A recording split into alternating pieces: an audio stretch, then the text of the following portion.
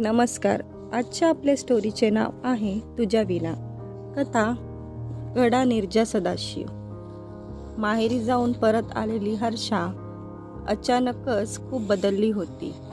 उल्हास ऑफिसला जायला निघाला की पूर्वी हर्षा त्याच्या प्रत्येक गोष्टीकडे लक्ष देत असे.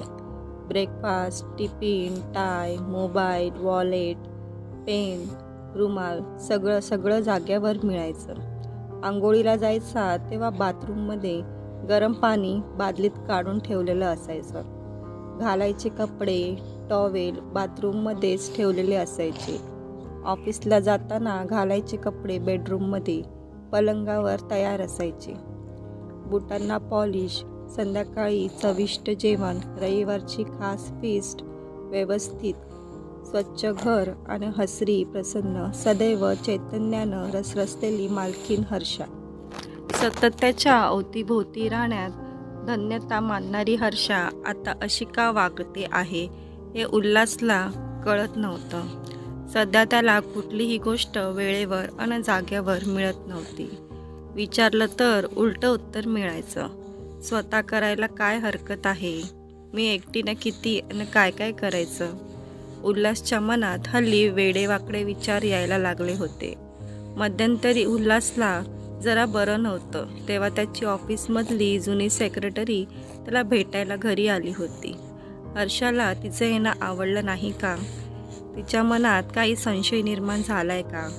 त्यामुळे ती अशी तुसड्यासारखी वागू लागली की हर्षाची ती नवी पारुल वहिनी तिनं काही मनात भरून दिलंय का? तशी ती जरा आगाऊच वाटते की एकत्र कुटुंबात भरल्या घरात राहण्याची तिला सवय होती. इथं फार एकटी पडते.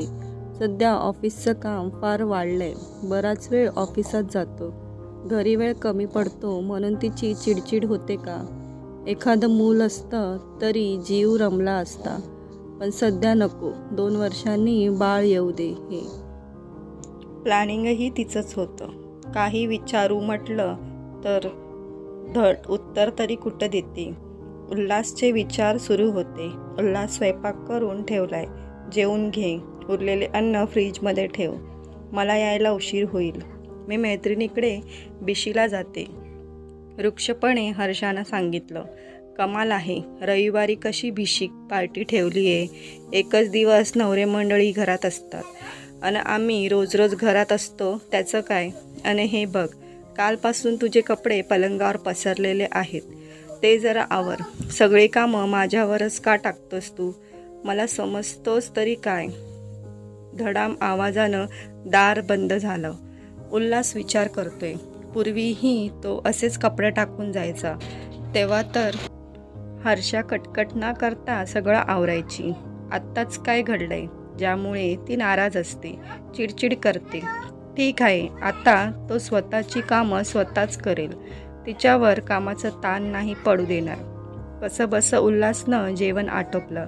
हर्षाच्या हातचा स्वयंपाक नेहमीच चविष्ट असायचा. अगदी साधी खिचडी किंवा पिठलं केलं तरी त्याची चव अप्रतिम असायची. तिच्या हातचं इतकं छान जेवण जेवायला मिळत होतं. त्यामुळे हल्ली त्याची बाहेर जेवायची सवय सुटली होती. पण हल्ली तर कधी स्वयंपाक खारट होतो, कधी तिखट असतो. पोळ्या कच्च्या तरी जळक्या किंवा वातड. काय झालंय तिला? असा स्वयंपाक तर ती कधीच करत नव्हती. विचार करून दमला होता उल्हास. मग स्वतःची समजून घालत फुटफुटला. चल राजा, हॉस्टेलचे दिवस आठव आणि लाग कामाला. आज हर्षाला खुश करायला काहीतरी छानसा पदार्थ तयार कर, नाहीतरी तिला परत यायला उशीर होणार आहे. झक्कास डिनर तयार ठेवला तर तिला आनंद होईल. तेवढ्यात त्याला आठवलं की हर्षाला आमिर खानचे सिनेमे आवडतात. त्यानं आधी दंगल सिनेमाची तिकीट बुक केली. हल्ली ही ऑनलाईनची सोय फारच छान झाली आहे. मग दोघांना आवडणारा स्वयंपाक पण केला. हर्षा आली आणि उल्हासनं केलेले काम बघून मनातून खूपच आनंदली. पण वर्करनी काही दाखवलं नाही, कारण हर्षाला हेच हवं होतं. उल्हासनं स्वावलंबी व्हावं.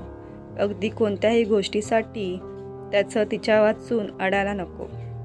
उल्हासनं खूप मेहनत घेऊन जेवण बनवलं होतं. पण जेवताना हर्षा चकार शब्दही बोलली नाही. सिनेमा बघतानाही ती अगदी गप्प होती. हर्षा, नेमकं काय झालंय? अगं, मला काहीतरी कळू देत. माझं काही चुकतंय का? की हल्ली मीच तुला आवडेन असा झालोय? त्याच्या प्रश्नाचं उत्तर न देता हर्षा म्हणाली, अरे, तुला हिंदी सिनेमे आवडत नाहीत तर माझ्यासाठी तू तिकीट काढायला नको होतीस. खरं म्हणजे मित्रांबरोबर तुझ्या आवडीचा एखादा इंग्रजी सिनेमा बघायचास. उगीच माझ्यासाठी बळजबरी हिंदी सिनेमा बघितलास. उल्हास चकित झाला. जी हर्षा त्याच्या मित्रांसोबत इंग्लिश मूव्ही बघण्यामुळे करवदायची, तीच आज असं बोलते. का ती अशी त्याच्यापासून दूर जाते? तिचं अन्य कुणावर प्रेम बसलंय का? छे, त्यानं मान हलवून मनातलं तो घाणेरडा संशय झटकून टाकला. असा विचार त्याच्या मनात आलाच कसा? हर्षाचं त्याच्यावर किती प्रेम आहे हे तो जाणतो. ती इतर कोणाच्या प्रेमात पडणं शक्यच नाही. ठीक आहे, तिला वाटतंय ना की उल्हासनं स्वतःची कामं स्वतःच करावीत, तर तो करेल. मग हर्षा आनंदेल आणि त्याची हर्षा त्याला परत मिळेल. या 2-3 महिन्यात उल्हासनं स्वतः खूप बदल घडून आणला. स्वतःचे रोजचे कपडे तो रोज धुवायचा, वाळत घालायचा. बाकी कपडे तो रविवारी धुवायचा. काही कपडे बाहेरून इस्त्री करून घ्यायचा. काहींना स्वतःच घरी इस्त्री करायचा. घड्याळ, वॉलेट, रुमाल, फोन चार्जर, अगदी प्रत्येक गोष्ट जागेवर लक्षपूर्वक ठेवायचा. हर्षाला आता इकडे बघावंच लागत नव्हतं. ऑफिसला जाण्यापूर्वी हॉल आणि बेडरूमही आवरून ठेवायचा. स्वयंपाकातही बरीच प्रगती केली होती. हर्षा राणी, आता तर खुश आहेस ना? त्यानं विचारलं. की हर्षा हळूच हसायची, पण आतून तिचं मन रडत असायचं. त्याची धडपड बघून तिचा जीव तडफडायचा. उल्हास, नवा इंग्लिश सिनेमा आलाय, मित्रांबरोबर बघून ये ना, हर्षानं म्हटलं. हर्षा, तू मला तुझ्यापासून अशी दूर का लोटतेस? मला कळतच नाही गं. सांग ना, तुझा आनंद कशात आहे? तर मित्रांनो, पुढील भाग नक्की बघा आणि स्टोरी आवडल्यास व्हिडिओला लाईक करा आणि चॅनलला सबस्क्राईब करायला विसरू नका.